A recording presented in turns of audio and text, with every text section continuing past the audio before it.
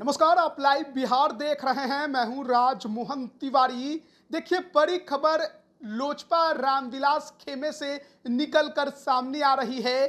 बताया जा रहा है कि 28 नवंबर को पार्टी के स्थापना दिवस पर जो गांधी मैदान में एक महारैली का आयोजन होना था, उसे रद्द कर दिया गया है। और इसके पीछे कारण बताया गया है कि पंचायत स्तर पर बिहार में 26 नवंबर से 3 दिसंबर तक पैक्स के चुनाव होने हैं। और इसी को ध्यान में रखते हुए लोजपा रामविलास ने अपनी महारैली को फिलहाल स्थगित कर दिया है। और बड़े दिनों से इसकी तैयारी चिराग पासवान खुद कर रहे थे। लगातार बैठकों का दौर हो रहा था।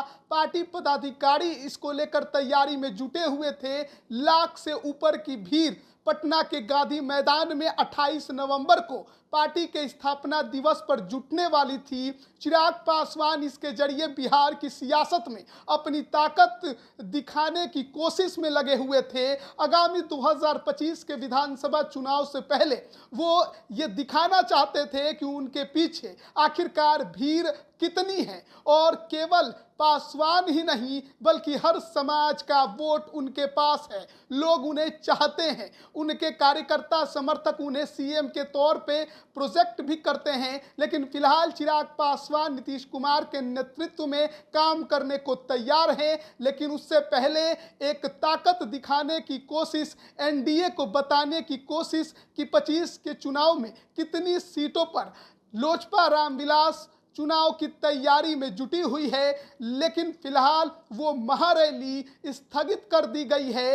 अब अगली कौन सी तारीख मुकर्रर होगी अभी तय नहीं है। लेकिन माना जा रहा है कि अब ये रैली इस वर्ष तो नहीं होगी, 2025 में ही दोबारा इसे करने की तैयारी की जा सकती है। अब देखना होगा लोजपा रामविलास के तरफ से क्या तारीख फिर से दोबारा मुकर्रर की जाती है इस महारैली को लेकर। लेकिन पार्टी का स्थापना दिवस 28 नवंबर को हमेशा से लोजपा रामविलास मनाते आ रही है। आपको बता दें कि सन 2000 में 28 नवंबर को ही रामविलास पासवान ने लोजपा की नींव रखी थी, पार्टी की स्थापना हुई थी। उसके बाद से लगातार बिहार की सियासत में लोजपा अपना कद बना कर रखी है। हालांकि 2021 में पार्टी में टूट हुई, पशुपति कुमार पारस अलग चले गए, चिराग पासवान पूरी तरह से अलग थलग पड़ गए। लेकिन 2024 चिराग पासवान के लिए बहुत कुछ लेकर आया। जो पार्टी में इकलौते सांसद बच गए थे, अब दोबारा से उनका खेमा 5 सांसदों वाला खेमा है।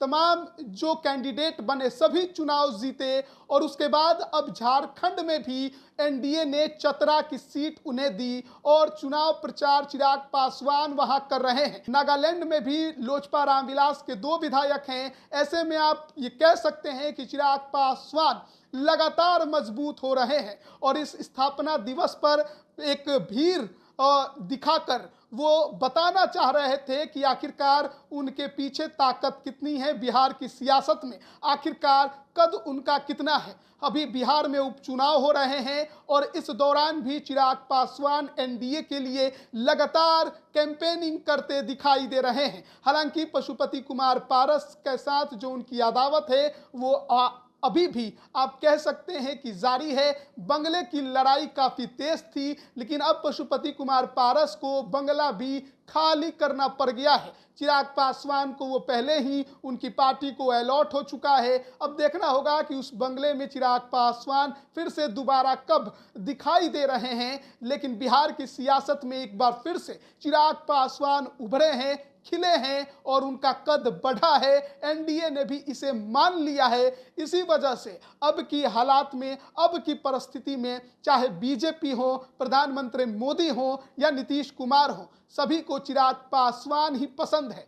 चिराग पासवान के चाचा पशुपति कुमार पारस खुद को एनडीए में बताते हैं, लेकिन फिलहाल उन्हें कुछ भी एनडीए में नहीं मिल रहा है। और ऐसे में अब देखना होगा कि उनकी सियासत आगे किस करवट लेती है। लेकिन फिलहाल चिराग पासवान के खेमे से खबर है 28 नवंबर की जो उनकी महारैली पटना के गांधी मैदान में होनी थी, फिलहाल उसे स्थगित कर दिया गया है। बने रहिएगा हमारे साथ, तमाम अपडेट हम आप तक पहुंचा रहे हैं। आप सभी का बहुत बहुत धन्यवाद।